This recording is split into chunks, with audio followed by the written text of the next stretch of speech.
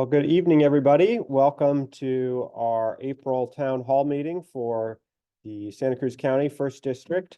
I am your supervisor, Manu Koenig. This is a hybrid meeting, so I am here at the Sheriff's Center at 5200 Soquel Avenue. And then we've also got folks joining us via Zoom. We are going to do a special meeting tonight on the Santa Cruz County budget. The way this works is that the board has actually heard, Board of Supervisors has heard an initial presentation and accepted the proposed budget for fiscal year 24-25. It's 24-25 because the county's budget year begins on July 1st of 2024 and will run through June 30th of 2025.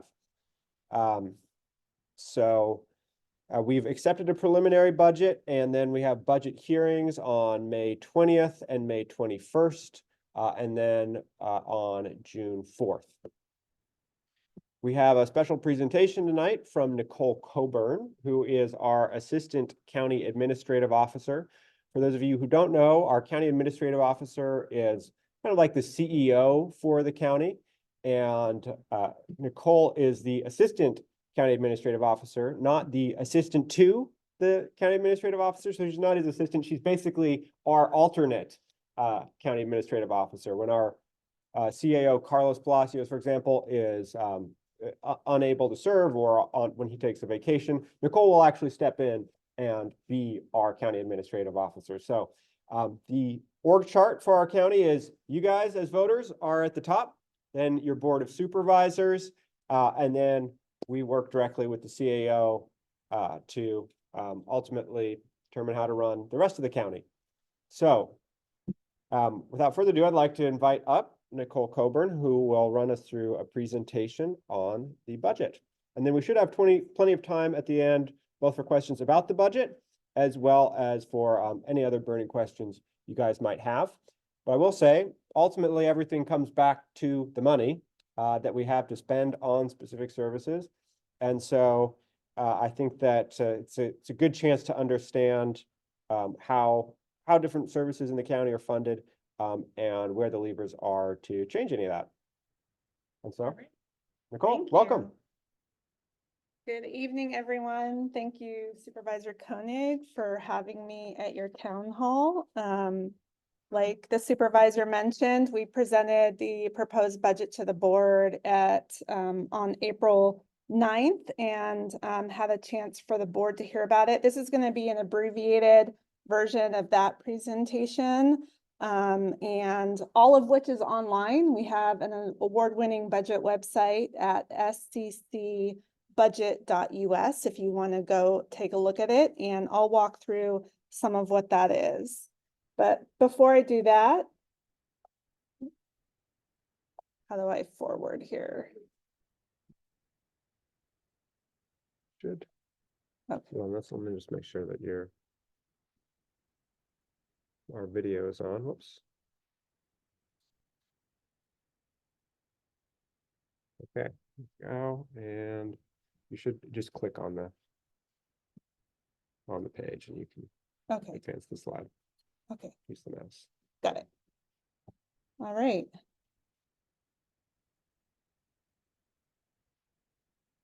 Did it go? Okay. You might have to help me. I'm not used to the back.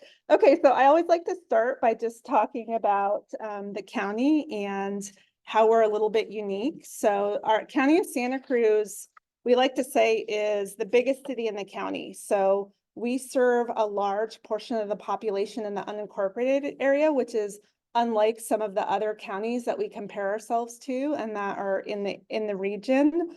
And because of that, and because of our dual responsibilities as a county, both providing the state mandated services and the more city-like services, it creates some additional pressures on the county. So state mandated services, just to orient you to, those are the ones that the state or federal government require us to perform as a county that are passed through to the county. And then the more city-like services would be things like road maintenance, planning, law enforcement, utility services, and whatnot.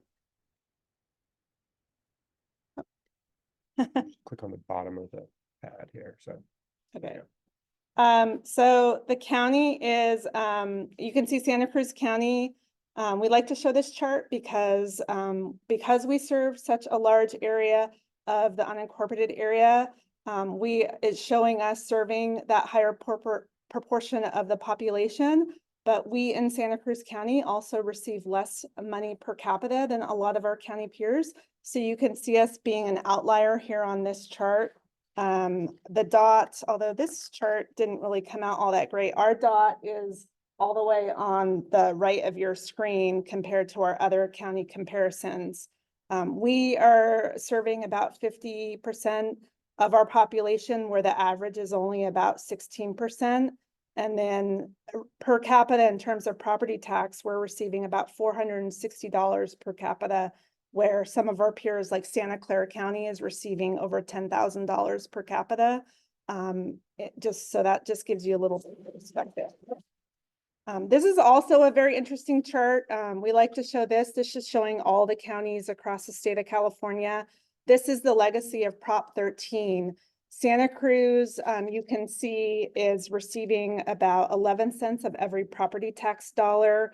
When you remove property tax related to former redevelopment agencies. And you can see some of our other counties. San Luis Obispo County is one of our comparison counties, and they receive 23 cents of every property tax dollar. So Santa Cruz is in the red there. We're receiving a lot less. So this is contributing to some of the things we're just coping with as a county in terms of limited resources while providing a lot of services, both in those unincorporated area and the city areas. Most recently, since 2017, we've had 7 federally declared natural disasters. You can see on this chart here, we've spent over $250 million as part of our responses. This includes the 2017 storms, COVID-19, CZU fire, and then the dual disasters in 2023. So this does not yet include 2024 on this chart, which we just dealt and had a new presidential emergency declaration for some damage earlier this year. We're still waiting on a lot of this money to come to us from FEMA. So we have about $115 million that's been obligated, which means FEMA has agreed to pay us for those costs. We have $144 million approximately where hasn't been obligated, hasn't been unpaid. So we're waiting for all that money from FEMA. This creates a number of issues. One, it creates cash flow problems for the county of Santa Cruz because we've already incurred these costs, spent these monies. We're trying to continue to respond to the disasters by also maintain our county operations. Also, the federal reimbursement only covers typically about 80 to 90% of our costs. So we have to come up with a 10 to 20% match on all of these costs.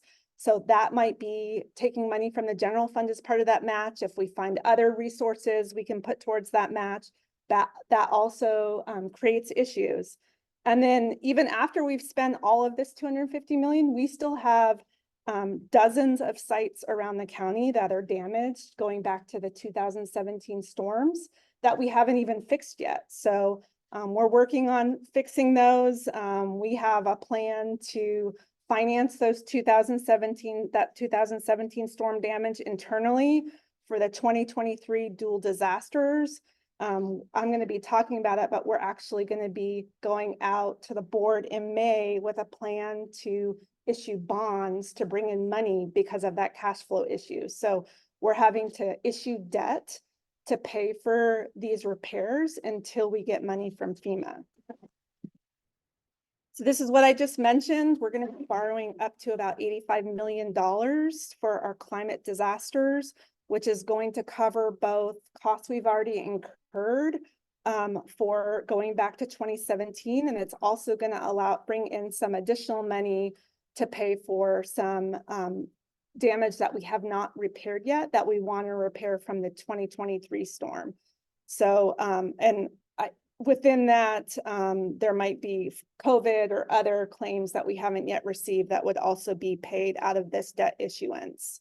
So we're going to be going to the board on May 14th. This is going to result in a debt payment that the county has initially of $7 to $9 million. As we get money from FEMA, we're gonna try to pay down that debt. But what this means as a county is we're not, if we're issuing debt for climate disasters, we're not issuing debt for other things the county needs. So this creates just a balancing act for us in terms of where we invest our resources. The state has issued a number of new state mandates to counties across the state of California, mostly in the behavioral health arena. CalAIM, which starts this December, is one of those new mandates. It's trying to reform and extend Medi-Cal to new populations, including unhoused populations, and extending behavioral health benefits to more of our community who relies on Medi-Cal. IST and competent test stand trial is also a new unfunded state mandate that the state has come up with. This is impacting us because we've been sending folks who cannot stand trial to state hospital. The state doesn't like that, and so they've capped us. They say, we don't want you going above this number, and if you go above this number, we're going to actually issue a penalty. So we're trying to maintain how we deal with that population, potentially coming up with diversion or treatment to deal with the IST population. Care Court, which also starts this December, is another state mandate. This is allowing family members, behavioral health providers, first responders to actually petition the court because someone they believe or know has a schizophrenic or other psychotic disorder to try to get them treatment, and the person would have to voluntarily opt into Care Court. But it's another tool that the governor has issued where they're trying to deal with all of the mental health, serious mental health issues, and this one specifically related to schizophrenia and other serious disorders. SB 43 is an expansion of our conservatorship law where it extends conservatorships to anyone with a substance use problem could now be placed in a conservatorship. So this is something that the county has delayed implementing because with all these behavioral health initiatives, we just don't have enough capacity or bandwidth right now. And then you might be familiar with Prop 1, which was just on the March 2024 ballot. The state has decided to shift an estimated 30% of our local behavioral health funding from the county to the state. We receive about $6 million annually. The idea is shifting this funds. It's going to take away from our local preventative and mental health services, but the idea is it's going to provide funding for infrastructure in terms of housing with a behavioral health component. In theory, that'll provide treatment in another way, but it will have an impact locally. Good news is that we've done a lot to kind of invest around the county. We have some exciting things coming online in the coming months, one of which is our new South County Government Center down at 500 Westridge. We gave up a bunch of leases to purchase the Westridge facility. We're going to be housing all the departments you see here in this new facility. And it's going to basically pay for itself because we got rid of those leases. We're going to be investing in our own building, and it's exciting to bring county services to South County. Another exciting building, actually right here on this campus, is the Children's Crisis Residential Program. We are actually going to be starting tenant improvements on the building just next door at 5300 Soquel Avenue. This is going to bring crisis intervention services for youth to our community. Right now, we're sending a lot of kids out of county because of this. We have a temporary service down at Watsonville Community Hospital to help provide these services in the interim. But this is an exciting program so that parents don't have to travel outside the county when they have their kids in this sort of crisis, and they can be right here with them. We're also working on 3 low barrier navigation centers around the county. One is the Bridge Housing site over at 2202 Soquel Avenue, which is in this district. This is actually a facility that's going to provide permanent supportive housing and treatment for folks who end up in Care Court who might not have housing. Housing is an aspect of Care Court that folks need to have in order to participate in the program, and we need to have placement for people who end up in Care Court. So Care Corps participants are actually going to have first right at this site, but it will also serve others. And then there are 2 other sites, one in Watsonville and then one at the Coral Street Center that we're working on. So bringing these programs to our county is going to really help with our unhoused. And then just permanent supportive housing and other areas of the county here, there's these are additional projects that are being worked on. So just wanted to note those. But now I'm going to jump into the budget and first talk about navigating our budget site. I mentioned the website. I encourage you all to go there. We've been trying to improve it it's now, I think, our 3rd year of having the budget website. We're open to feedback. So if you go there and you find something clunky or you have an idea, really open to hearing your thoughts on it. We're trying to provide useful information in a way that's easy to navigate. There's a CAO budget message. There's economic and financial budgetary outlooks on the website. And then there's detail on each department, all of the line item information, service level information on the changes. And we are trying to tie our budget to our operational plan, which is includes all department objectives and identifies some of the key priorities of the county. So all of that is integrated on our budget website. So I encourage you to go there. This is how the budget website looks on the starting page. You can see some of the navigation that we've implemented. This is a new look. We've changed some of the navigation this year to make it a little bit more simple. We have a new side navigation bar. The start menu opens up with options of hovering over various things, and it's more easy to scroll through the different areas. So encourage you to go on there. If you go to the departmental budget websites, you can easily click on a department and navigate between the departments. You can scroll through the budget summary and the services and then the line item detail on that page. And then if you drill in more deeply into the budget, you can click down into the various divisions and the service level information. You can see we added something to the website where if you're on a particular service area here, it's adult mental health. It will say click details, and then you can pull up that box on the right side of the screen where it'll actually describe the service. It'll talk about operational changes within that service area. It'll talk about personnel changes and then any funding changes there. And then it will show some of the numerical changes in terms of how the budget is shifting around. Also on the budget website is a link to our transparency portal, which you can get when you're looking at the budget summary tab. It's on that OpenGov online budget circle there on the right with a little eye. We have a bunch of reports already pre-built here. We have 96 pre-built financial reports. After any of the pre-built reports, you can go through there to view financial trends by fund, by department, division, or services.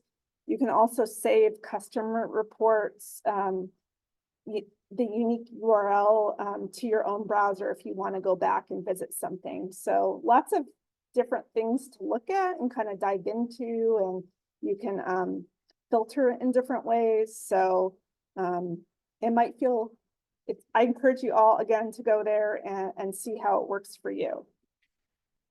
So in terms of the proposed budget, overall, some notable changes I'll point out. We're implementing strategies to roll out CalAIM, which I mentioned. We're providing supportive services to stand up the new South County Government Center that I mentioned. In the budget for the new fiscal year, we're transitioning general services right now as a general fund department. It's transitioning to internal service fund. So we're moving staff between our public works department and general services to accomplish that and bring all of our facilities capital projects together. We are reducing county staffing by a net 34 positions. A lot of that has to do with COVID funding that's ending, where we have limited term positions that are going away. We have had to reduce our general fund contingency just because we are trying to maintain our budget and all of the things happening, including disaster costs. So we've had to reduce some of our general fund contingency to kind of maintain that. And we've been unable to invest in new capital projects while we're dealing with the current situation in terms of what I've mentioned. Our budget does not include Measure K, which was just voted on by voters. So we will at some future date have to return to the board to bring that money into the budget. But overall, you can see our budget is about $1.125 billion. This is all funds. So this would be our general fund and all other special districts, sanitation districts and whatnot. Our general fund is about 3/4 of this. So our general fund is about $754 million. And that would be all of our operating budgets and our traditional county departments. I will notice, the general fund is decreasing by about $12 million. This is largely due to, like I mentioned, not funding any new capital projects and reducing general fund contingency, and then making some other reductions from those elimination of various positions and some other decreases across the county. Oops.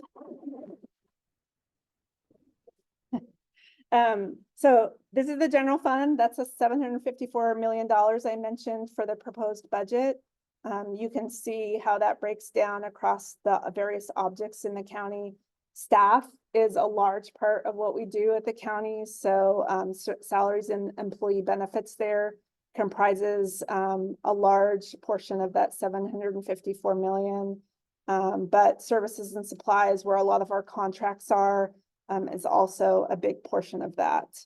I'll note just in terms of, I noted the position changes across the county here, and actually there's none on this page that I see. For our general fund forecast, so we have about $222 million in general fund contributions. Hold on that slide for you. Oh, sorry. 1 second.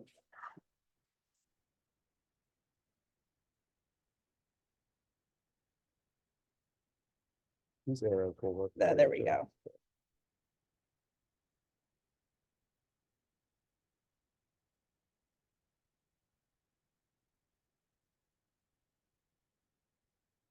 Thank you.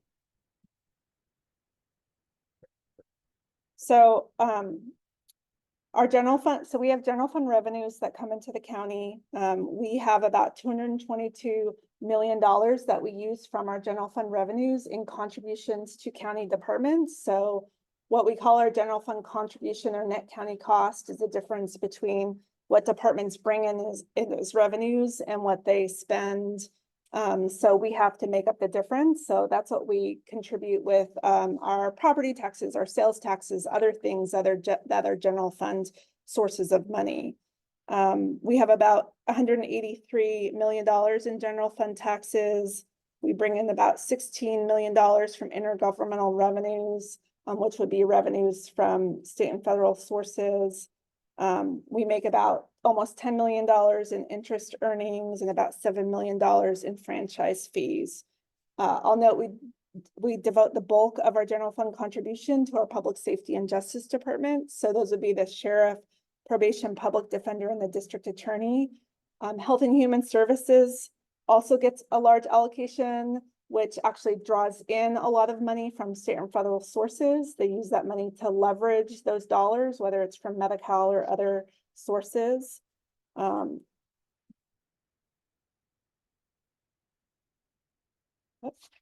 no, I'm not back. Okay, that's the 754 I mentioned. I think I jumped ahead that. So general fund forecast, we presented this to the board. This shows overall kind of what we're projecting out for the next 5 years. So you can see disaster financing is going to continue to be a big portion of what we need to finance going into the out years because of the debt we're going to be issuing. We're anticipating state mandates being a big source of general fund needs into the out years between everything that the state has been imposing on us. And then we have just a remaining deficit we've projected from increasing costs that would be within that. Some of the, I mentioned care courts, some other things that are just the county is having to fund have to do with jail and probation medical care, which is a growing cost in the county. We have various facility needs. That's an increasing cost, deferred maintenance. While we might not have capital funding in the budget right now, you know, we have a large number of things that the county really needs to invest in. So that makes up that remaining deficit. Our general fund reserves are at a 10.5%. That's about $80 million. The good news is that we've been able to balance the budget and maintain this reserve balance. The maybe not so good news is that a lot of our reserves are restricted. So they're committed to health services. They have specific funds that, you know, comprise that. And then if you take out the health funds, you can see that of the reserves we have that we could maybe use in other ways other than just for health services, that only comprises about 2.5 payroll periods for the county. So this is an area where we'd like to have higher reserves to make us a little bit more comfortable, but it is good that we've been able to keep it at that 10.5% reserve level. So in terms of our budget cycle, we presented to the board on April 9th. That was our first budget hearing. We have 2 more budget hearings on May 21st and 22nd when we're going to be going through various large departments on the regular agenda who will have presentations.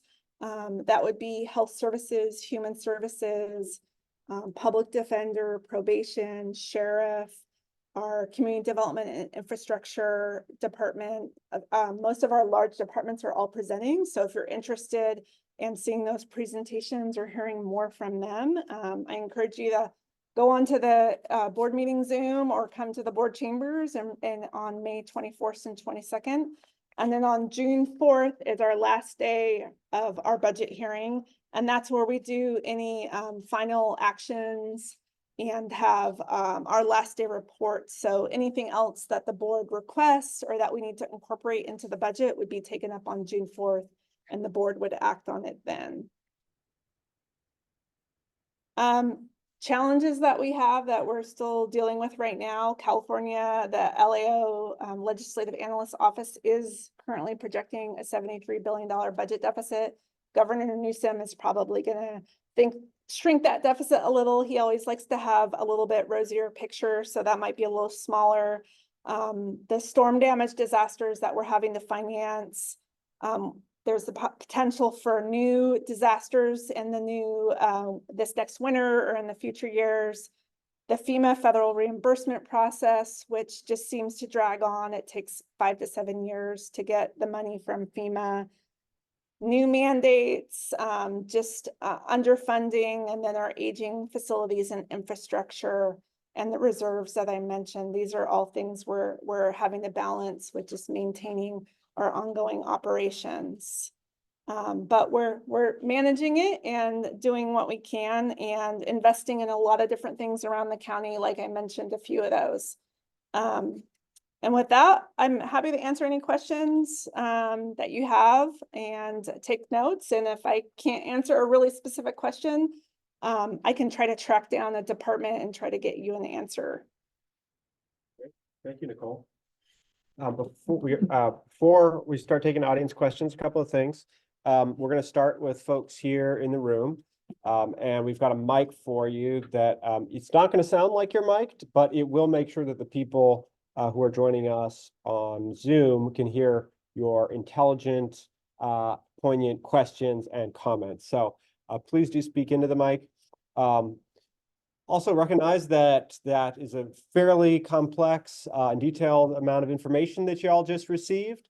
The whole point of bringing that out from the boardroom into this space and to, for you good people to come here tonight is just also to hear your feedback. So, we're happy to take questions and or comments as simple as we'd like to see this funded more, or how is this being funded in the budget today? And what could be done to try to increase that, or where would you decrease something else? I think I saw a question here from this gentleman. And I will go check the website, but when we get to the website, can we drill down on those numbers? For example, in the sheriff's office, can you click on the sheriff's department, see what the sheriff's budget is, how many employees, and all that kind of detail in the budget? So you can do that. Yeah, it'll have the whole personnel listing. You can see, we can even try to pull it up if you You want. could probably, It'll have the whole personnel listing by classification. You can see how many of each deputy, program coordinator, admin aide, anything in the sheriff's budget. You can also see it by each service area, how many positions are within each service area, and you can you just stand a little closer to the computer, it's can- picking you up.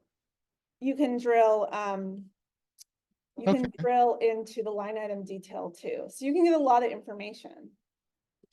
One other simple, on one of your early slides, it showed Santa Cruz at like 11% property tax and San Luis 23. Why is that?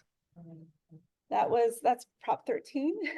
So, Yeah. But Prop 13, sure. Prop There's a 13 lot of- affected the state. Sure, yeah, I can explain this. So, when Prop 13 passed, the average property tax burden, if you will, between all the different jurisdictions that tax property was about 2.5%. And Prop 13, of course, said it has to be 1%. Prop 13 passed at the beginning of June in a mid-year election, and that law had to go into effect by the beginning of the state's new budget year, which was July 1st. And so the state legislature had basically less than 30 days to figure out how we were going to go from 2.5 down to 1. What they decided to do was take an as-you-were approach. So whatever percentage each jurisdiction was getting of that 2.5%, you were now going to go to the 1%. And they basically haven't touched it ever since. So we were a fairly low taxing county at the time. Other fire districts, the cities, special districts took a larger share of the property taxes. And so we got kind of locked in at that low rate. And then to sort of augment the problem, because because we got locked into those low rates, the cities were no longer incentivized to expand. So Capitola and Santa Cruz were originally planning on meeting at 41st, both growing to 41st. And that's why you even have places just west of 41st that are still 95062 Santa Cruz, because the postal code was kind of put in place in line with that planned expansion. After Prop 13 passed, the cities were like, hey, residential property doesn't pay for itself. We don't want to expand into areas that are mostly residential. We only want areas with good sales tax revenue to actually offset the residential property.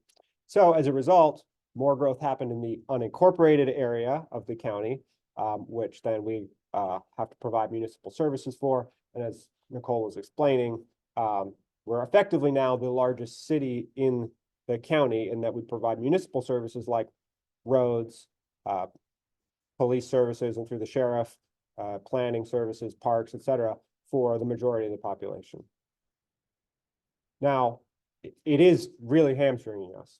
And so, I'm making every effort. The board has actually passed a resolution saying we can't keep going like this, and have started working to change it.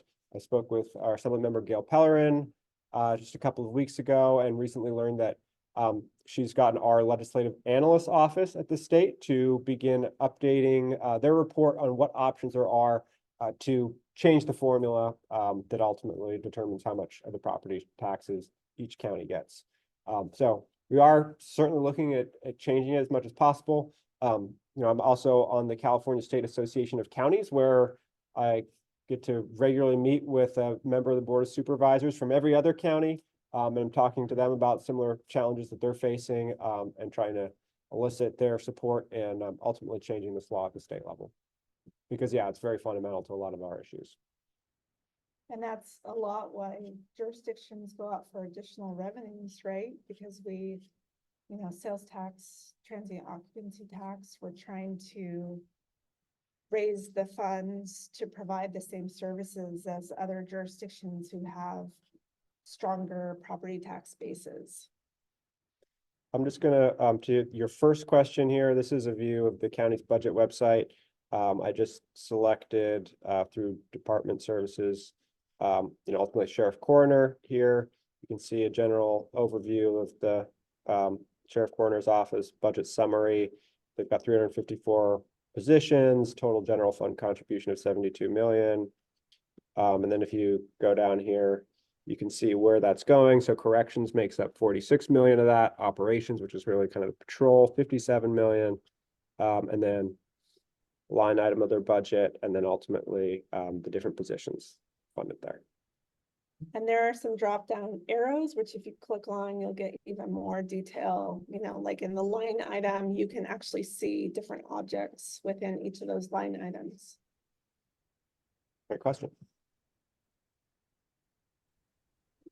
Thank you. The next question that I had was, what would be the next step to possibly increase our property tax revenue? I mean, would it be doing a ballot initiative, or how much would that cost, or what are the next steps? So you're talking about that percentage again? Yeah. So we don't have that control today. Okay. It's set by state law. So technically our state legislators could change it. But ultimately, you move one piece and it affects a lot of others. They declared back in 2000, they being the state legislature, that our current system is problematic, and they recognized the need to change it. And way back then, got the legislative analysts to propose a few alternatives. They never acted on it. So that's why we're agitating again and saying, hey guys, go back and look at those solutions again. Let's update them, since it's been 24 years. And change it. But really, as far as increasing property tax revenues, the only thing we can do is help people to build. And because that'll lead to either new properties entering our property tax rolls or reassessments. And so that's one of the reasons I've advocated for more, funding more revenue generating positions that are both in, planning and the assessor's office.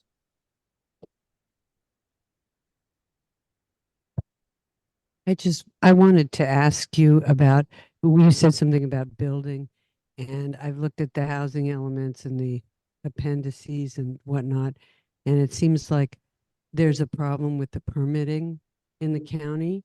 And has there been some work to fix the permitting process, because people can't seem to get their houses built? Yeah. Yeah, the question's about permitting and what we're doing to improve it. We've made some progress, and we certainly have a lot more work to do.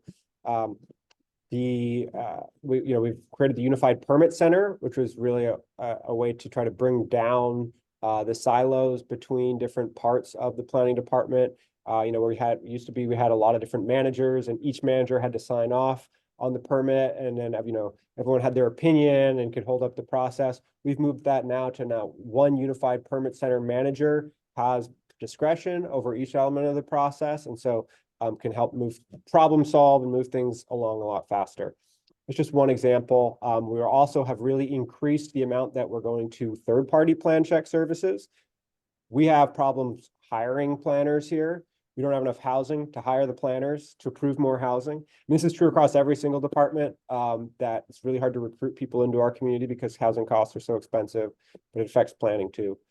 So to deal with that, we have increased from, I think it was $50,000 to might be as high as $600,000, the amount that we're spending, basically hiring additional folks to help us do plan checks and speed up that process.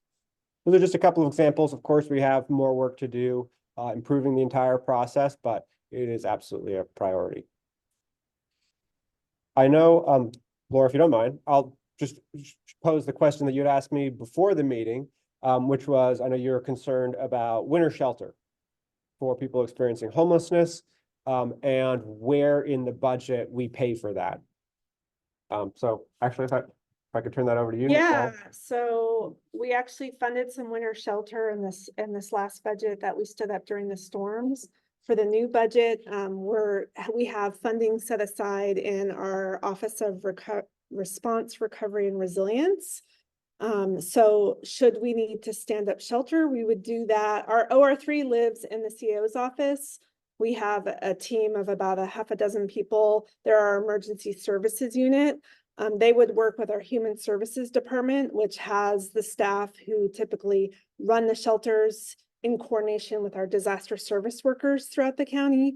So we do have funding set aside. On that, we were both working at the shelters, the emergency shelters. We were outreach for those shelters. And the problem was that they were trying to guess the weather. And we'd go out like on a Saturday and say, tomorrow, Sunday, the shelter is going to open. And the people would say, well, it's raining right now. I'm freezing. What's happening right now? And it would be like so what we would like to request is if there's a way that we could have a winter shelter that would be open all winter instead of trying to guess when to open and then having it. I mean, we were open on beautiful sunny days and we were closed when it was raining and freezing and people were out in the rain and cold. So that's why we're thinking that it might be easier to staff. They had difficulty staffing up. They couldn't even staff one time when Dr. Ratner asked for them to open, but the people running the whole program, the free guide people, could not. They just didn't have the capacity to open then. And we really needed it open because the people were freezing in the streets. And we were going out and spending our own money buying tents and tarps and then having them torn down by the police. And we'd have to go out and try and get more money to buy more tents and tarps. So we'd also like to request that the behavioral health department work with the police department to stop taking all the survival equipment away and maybe even helping us find a way to buy survival equipment so that we could hand it to people, because we run out of tents right away. We don't have that much money. Right. So, Okay, thank you. Yeah, so I mean, I think you bring up a good point, which is there's within the Office of Response, Recovery and Resilience, the emergency shelters that get stand up, but then I assume within Human Services and the Housing for Health Division, then there would also be those low barrier navigation centers, which are kind of the more long-term shelter options, right? Yeah, the low barrier navigation centers, the three that I mentioned, those would be the more year round. And you can't get them until unless you can get Jeremy on Friday. mm, You can't get Jeremy on a Thursday or Friday, it's like Sunday and somebody's looking for shelter. The shelters are overflowing and you can't even contact somebody that could get you into the shelters for another 3 or 4 days. So we're having a lot of difficulties with that. And I don't want to take up the whole meeting with this one little thing, or it's a big thing to me. It's major important, but thank you for letting me go on record with all this. You bet. Thank We you. hear you. Spend Yeah. more money on shelter. Got it. Thanks.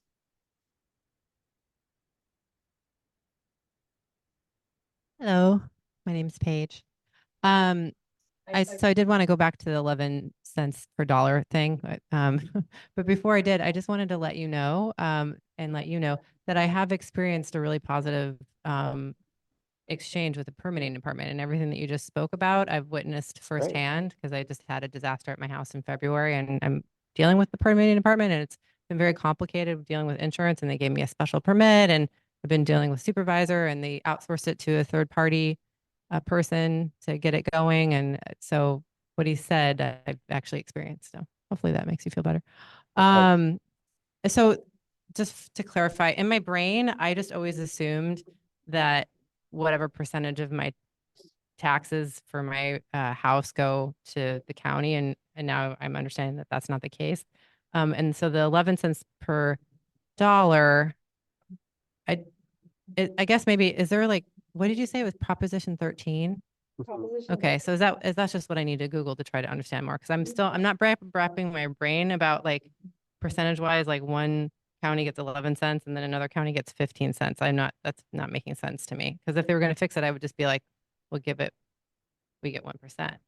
So that's what I'm not getting Right. it. Yeah, so a couple of reasons why it's not that simple are that different counties provide different levels of services.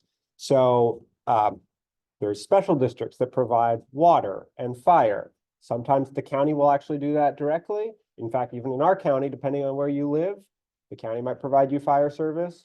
If you live in another part of the county, you might get that service through a special district. It's not so easy as just saying all counties should get whatever, 25%, because everyone's doing a little bit different things. Now, that is one of the options for like how you could change it. It's like, all right, let's just assign, like, if you provide fire service, that's equal to 5%. If you provide police service, that's equal to 10%, et cetera. Anyway, it is complex. The other complex piece is, well, where's the rest of your property tax dollar going? The short answer is schools take up the largest percentage at about 57% in our county. And that's a good thing. Everyone wants schools funded. But then, of course, your next question is, well, how does it work in the San Luis Obispo County where their county gets more, right? What about their schools? If we fund schools directly with our property taxes, if we didn't, like San Luis Obispo County, the state would basically step in and backfill those schools to a significant extent. So there is a lot of problems with the current formulas, and that's why I think it's an apt time to ask for this to be addressed, particularly because the current Speaker of the Assembly, Robert Rivas, is from one of those very another county that's very low down on that graph with us, which is San Benito County, which I think gets even less. They're in like the 10% range. I feel like because you told me that number when I met with you last year, and I don't feel like most people know that. I feel like there should be like a huge campaign so that everyone realizes what's actually happening, and we would all write letters. I mean, Yeah. I don't think it's common knowledge at all what you guys are facing. Totally. Well, thank you. I think if there's 3 more times on it. Yeah. Any more questions in the audience? Yeah. 1 second, Tony. Let's get you the mic. Thank you for this. So being that you're a newer supervisor. 1 sec. I think yeah, go ahead. you might have hit the power button on the mic or something. Okay. All right, try again. We're good? Yeah. Okay. Being that you're a newer supervisor, and now we find ourselves in this kind of terrible spot financially. Have you guys gone back and tried to figure out how we found ourselves here? I mean, do you spend a lot of time going back and looking at where was the waste? Where was, where did you falter? How do we avoid these things? Obviously, climate change is a predictable thing to a certain degree. Like, we know it's going to happen. I see that you kind of have some forward thinking about the next disaster. I think maybe you mentioned that, but we're in a position right now where FEMA doesn't really have a whole lot of money. They don't have it to give to us immediately, and they don't pay for the financing of it, correct? Correct. So this is just more and more expensive. So if we get hit with another disaster, an earthquake or something like that, I mean, that would really send us into a pretty deep spot. So do you guys really go back kind of historically and try to figure out how we found ourselves where we are? Sure. I mean, I can speak. You want to go ahead? I speak to it a little bit.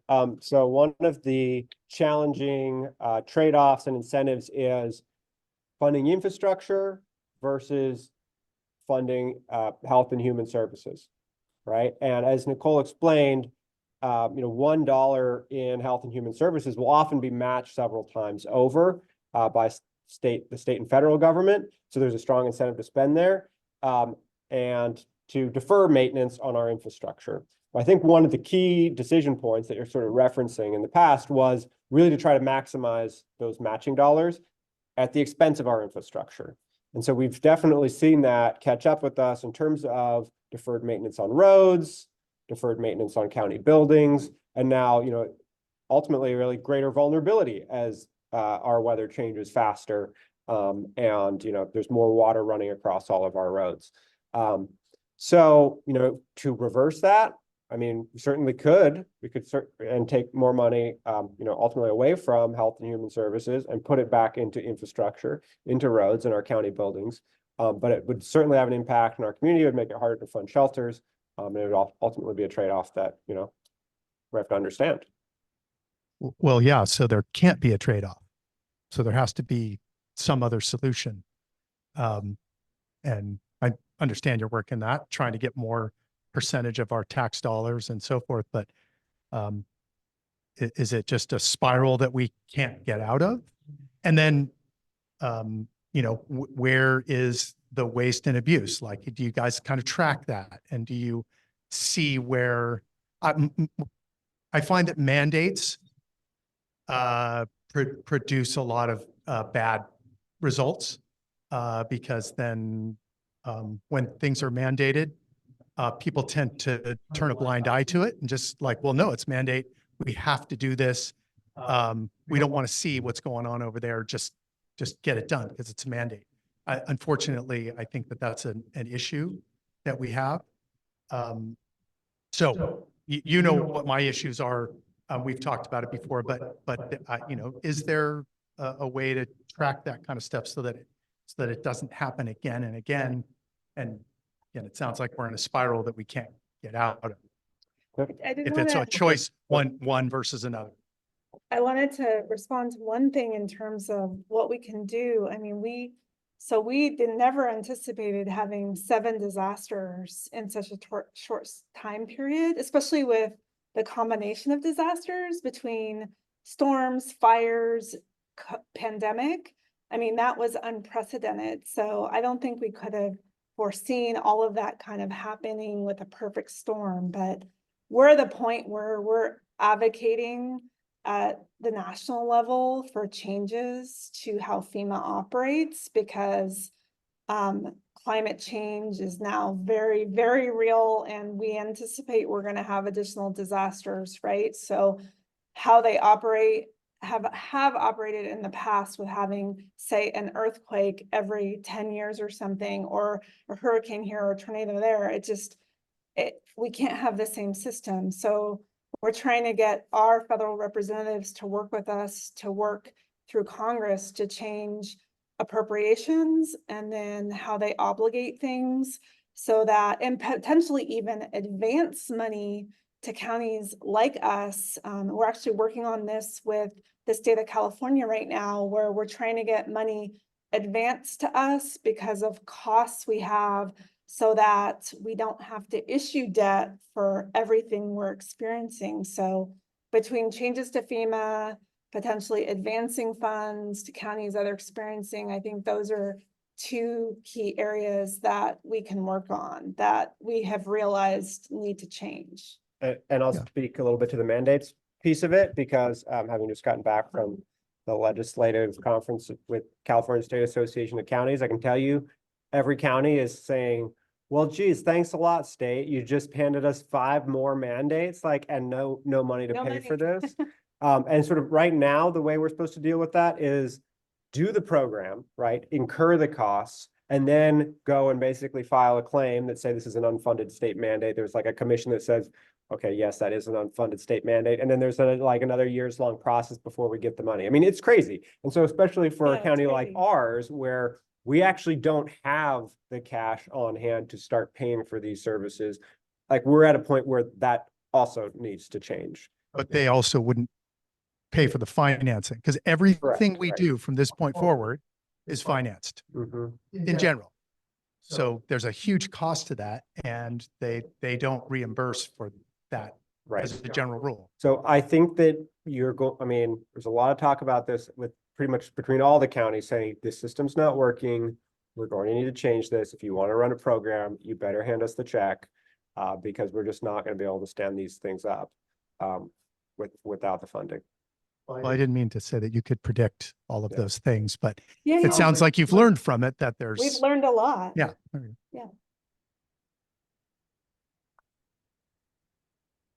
Just a quick follow-up, what he was saying. after the CZU fire, and that is, I had a friend that was staying with me because she lost her job and home just in matter of, half hour, an hour.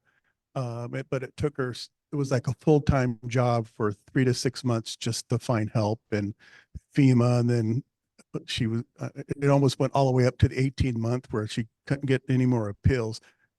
So what I guess I'm asking is, have we gotten better at having maybe one number or one spot? Because I mean, she kept on calling numbers and going down a rabbit hole was the wrong thing and finding something else in rabbit hole. Finally, she found somebody to help her through what she was going through. I mean, she ended up having to move to Santa Clara for a year, and then finally came back to, now she's in Fountain and reestablished herself after a couple of years. So I guess is one-stop shop is what I'm looking for. So.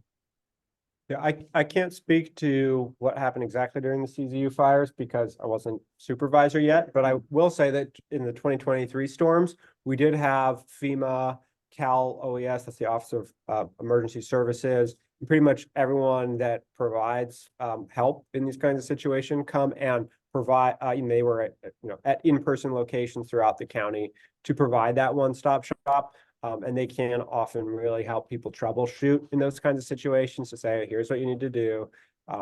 Here's the process. And they were in our community for, Yeah. months. We had that at CZU too. I remember one was down at the Warriors Center down in Santa Cruz. So we Yeah. did have a bunch of those. And I think even after they took down the big centers, we had a smaller center at some of our county facilities. Yeah, that's not to say it doesn't still take too long to actually get a check, but yeah. Yeah. All right, I don't see any other hands here in the audience, so we'll go to the online audience. Anyone that has a question, go ahead and click the little smiley face reactions button at the bottom of your screen and click raise hand, and we'll go ahead and call on you.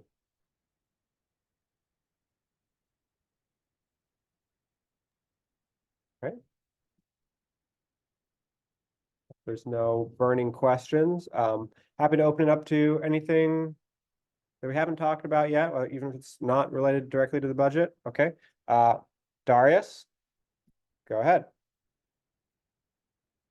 So I put up a lot of, I posted a bunch of questions on the chat. I don't know if you saw those. I have not. I have not. Will you go ahead and just ask me your highest priority?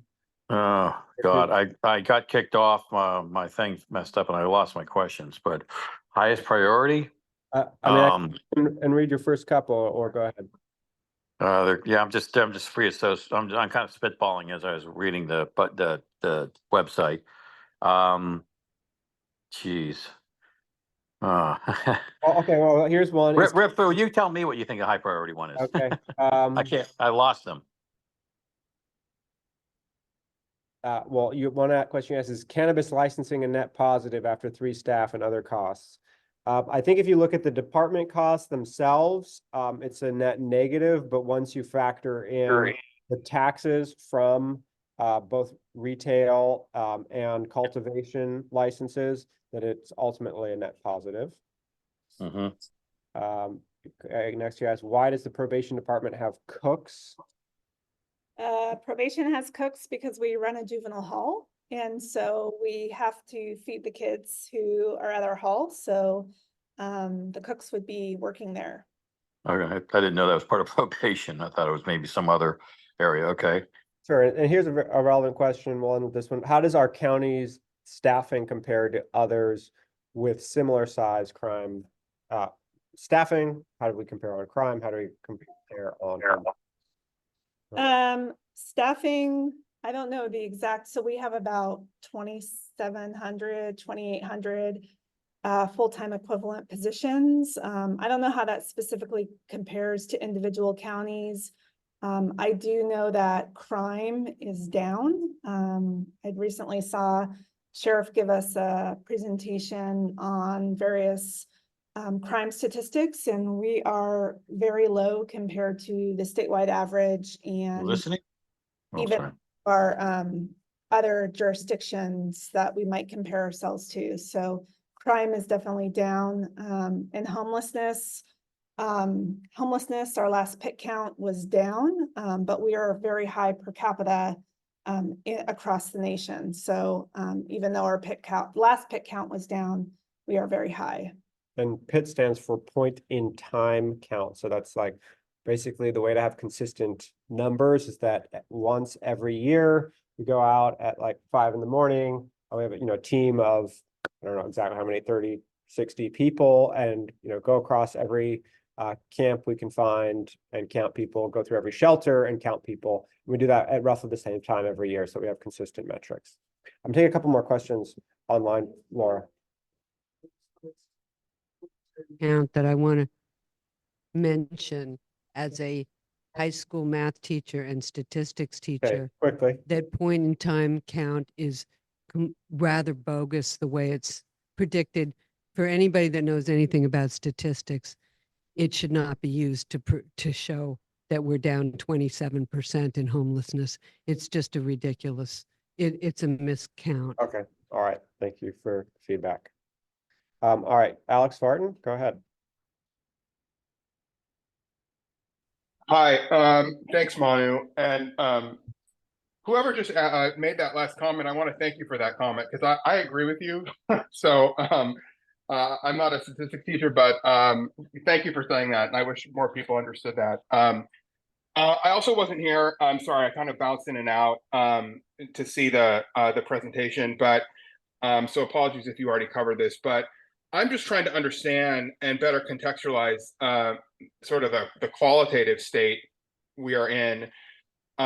We've heard these quotes from our other supervisors who've been around for a while, Bruce and Zach. They've used terms like, I don't know what the terms were, but catastrophic and other really extreme terms.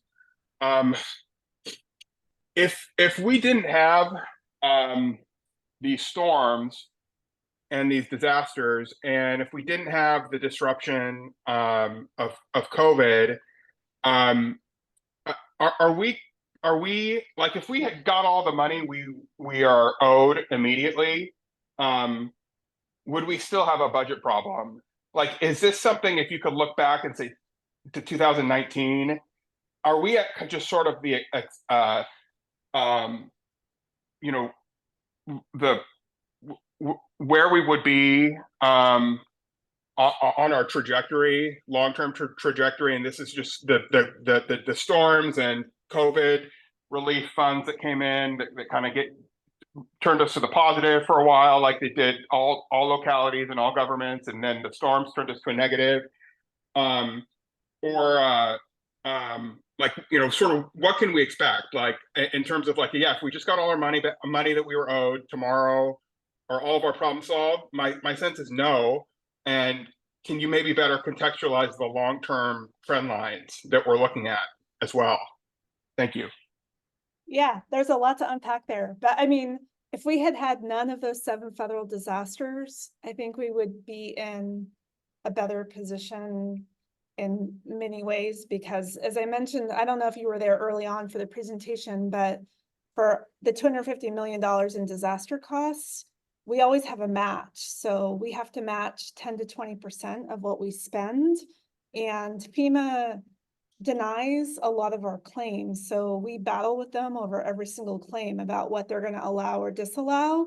So the county, right now we have an $8.8 million appeal to Cal OES and FEMA over dead tree debris removal up for the CZU fire. So FEMA doesn't want to pay us for this debris removal, and it is eligible expense. So that's $8.8 million we could spend on sheltering, parks, all kinds of things that will come out of the general fund because there's nowhere else to take it from. And we have to spend 10 to 20% on matches, which comes out of the general fund or potentially some other road fund sources. So I think generally we would probably be in a better position, had we not had those 7 federal disasters. But we are right now, we're trying to issue this debt to at least address our cash flow issue.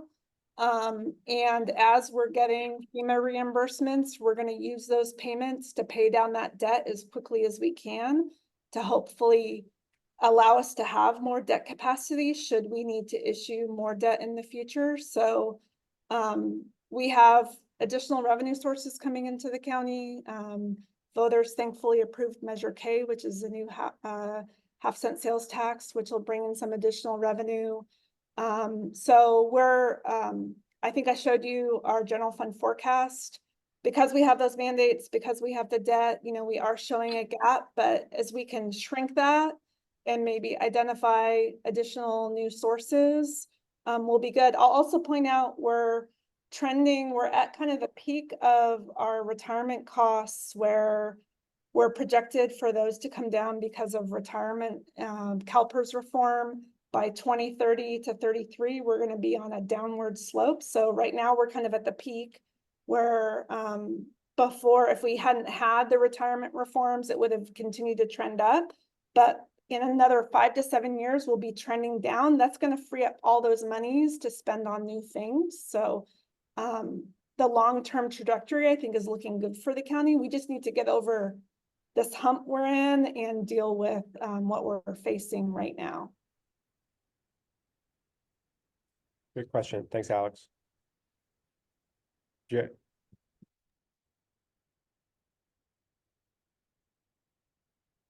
All right, Darius, did you have one more question? What percentage of our tax dollar goes to the public schools? About 57% of your property taxes. Wow. What about if we combine, has anybody explored combining? I thought there was an article, I think, in the Lookout or something the other day about combining all the school districts. Las Vegas is one big school district. New York City is one big school district. There's economies of scale to be had in doing that. That might reduce that to something in the 40s.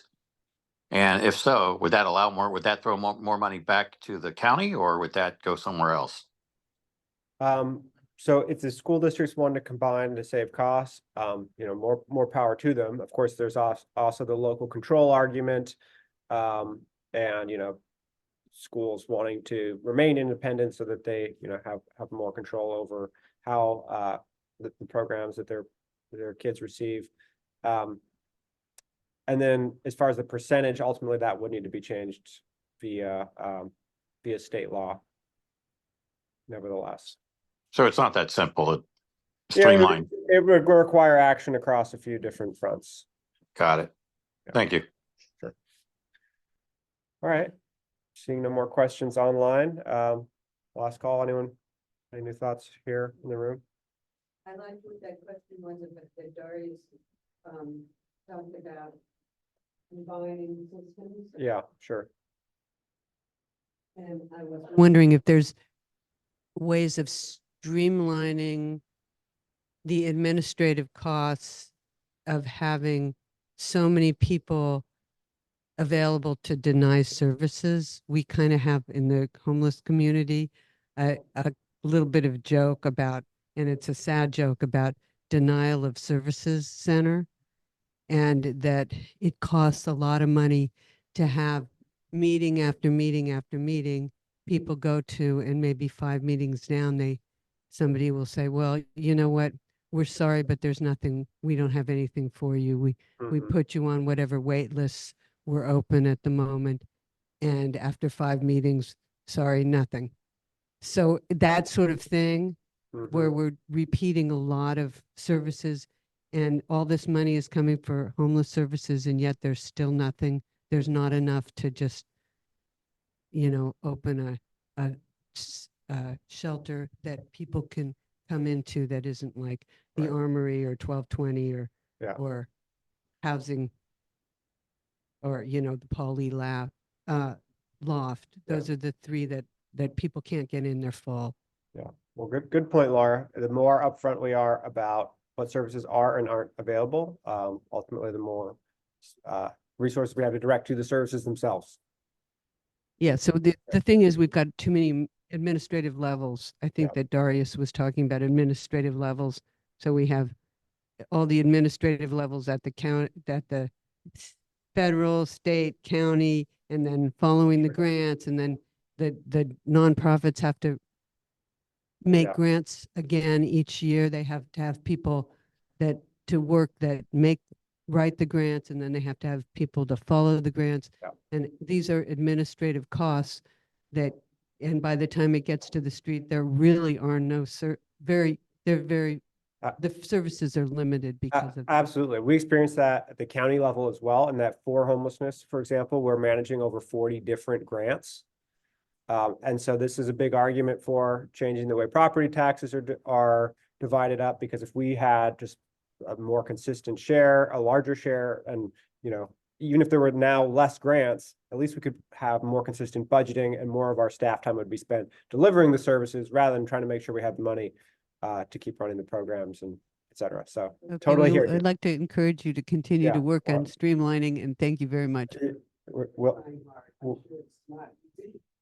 thank you. JS. Go ahead. Hi there. Manu, first of all, I just want to say that I really appreciate all your transparency as a supervisor for both RTC and everything you do. You have wonderful town hall meetings, and you're doing a wonderful job. You're in a very difficult situation here in this county, but you're doing an absolutely wonderful job with how you explain things, and you're just there for everyone. You're so right on. You're approachable. So thank you for that.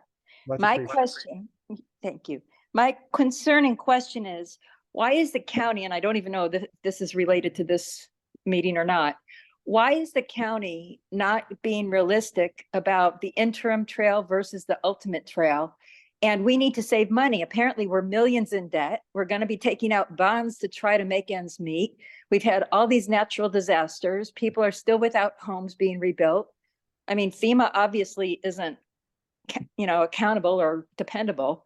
Why are we still spending millions and millions on EIR studies, on rebuilding the bridges for a train that's never going to happen, for a train that's never going to go anywhere? It's never going to be used by anyone.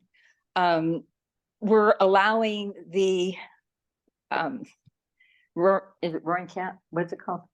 Yeah. To control so much when it's really a privately run business. I get that they need tracks down to the boardwalk. That kind of makes sense. But, there's no more, as you know, there's no more cement factory. It's just ridiculous how many millions of dollars we're spending and continue to spend to think we're going to ever have a train. And it's ridiculous. Every time somebody says something at one of those meetings about how we're going to have an electric train and it's going to go here and go there, we don't have the money to support that. And even if we did, and even if we get money from CTC, what about repairs? And what about just all the different things? I mean, I just don't understand. And I'm just kind of dumbfounded that we have basically a little more than 250,000 people here in this county. And we're expected to be as savvy as Santa Clara County that has a couple million people to support everything, plus a lot higher property taxes going into their coffers. So anyways, I'm just confused. If you could explain the rationale, I would appreciate that, and why we really can't just do the interim trail. Thank you. Well, certainly I share a lot of your concern and skepticism about how we're currently spending the money. I will say, I think that this is sort of a result of some of the perverse incentives of these large state grants, is that they can kind of lock us into doing things in a certain way. I mean, the grant that we received was from the CTC for $67.6 million, was for the ultimate trail. Could we go back and ask for an amendment and say we'd like to do the interim trail instead? Yes, it's not 100% certain that they would give it to us, but if we were ultimately delivering a better facility and that it was wider and included the Capitola trestle, and in addition, certainly you would think that they would take that into consideration. But nevertheless, sort of the larger issue here is because we don't have a lot of money locally and are constantly applying for state grants. I have seen it in many times where we kind of go for the money for a larger project maybe than, or a slightly different project maybe than is actually optimal. But in order to get those augmenting revenues and, yeah, I mean, again, I think it's a problem, another problem that emerges from kind of our overall financial situation. Happy to, you know, certainly could talk all night about this and would happily talk to you more in other forums or at the RTC meetings, but thank you for your question. All right, I think we got time for one last question from Ben Wolf. Oh, hi, Supervisor Koenig, can you hear me? We can, yeah. Hi, first I want to thank you and also Assistant CAO Coburn for just, presenting this topic related to the budget. As somebody who works in finance, understanding that the county budget is a challenge. So I appreciate the transparency, the efforts to, open up the information to all of us and have these forums where we can get a better understanding. Specifically, you mentioned that there was going to be like a lower percentage of retirement costs coming in the next 5 to 7 years due to retirements. Is there any way to quantify that just as far as like a percentage of, the general fund, personnel costs, or actually just in total dollars to just kind of think, about how we could re-employ those types of savings?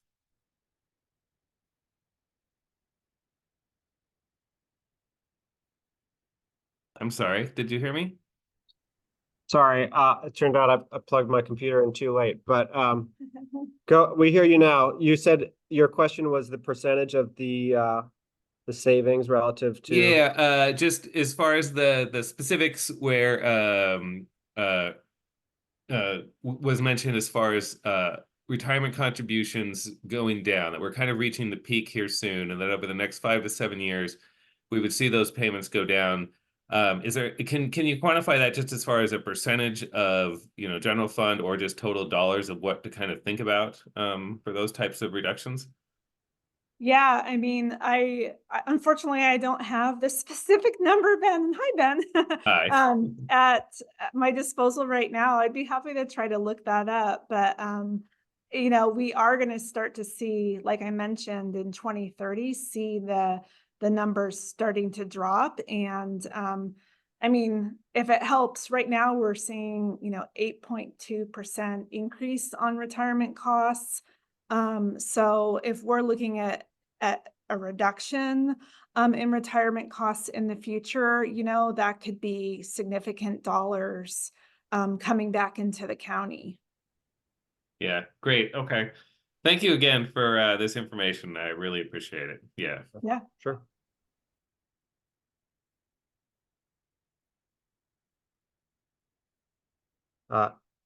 Darius, go ahead. Real quick. I go to all those homeless, the Housing Matters library sessions. I tried to. Last night there was one. And you hear a lot about the city's response and what they're doing. And Larry and Wally was there. What kind of, and I see some duplication between in the county and the city. What is the level of cooperation and, dovetailing efforts for outreach to homeless folks and other services? I don't see a lot from the county. The county seems to be sort of behind a curtain, but the city is a little more I don't want to use the word transparent, but they're more public face. They get the message out more than the county, I believe. But the question is really about combining, economies, looking for economies of scale by working together. Yeah, I mean, we are absolutely working together, in terms of a number of the new shelter programs that we're standing up. I mean, obviously the one that's actually in the city on Coral Street is probably the greatest level of collaboration. But oftentimes, if the city police department is cleaning up an encampment, we'll also have county health workers there. We use the encampment resolution grant that we got from the state that came through the county, and we distributed a lot of emergency housing vouchers. For example, the San Lorenzo Benchlands camp was being cleaned up in the past, as well as many of the other encampments throughout the city. So, I mean, I would say that the degree of collaboration between the county and city is very high and consistently improving. Thank you. Anything you want to add, Nicole? Yeah, no, I mean, I would echo Supervisor Koenig, we're working really closely with the city on all of those efforts and coordinating with them on the low barrier navigation centers, including the one at Coral Street. So I think it's a good relationship. Real All quick, right. I just want to echo what JS had said about your bedside manner. I love, you have great, you're out there, you've got great town meetings, you're very accessible, and and that was a great article you did responding to the recent thing about the adding more study time for the rail that was a lookout. I thought it was very informative. I learned a lot. Thank you. Glad to hear. Thank you, Darius. All right. Well, thank you, everyone. I'll hang out for another few minutes and happy to answer any questions offline. I appreciate you all coming out tonight to learn more about the county budget. And of course, thank you, Nicole, Yeah, for thanks the for great having me. presentation. Yeah. Yeah. All right. Good night, everyone.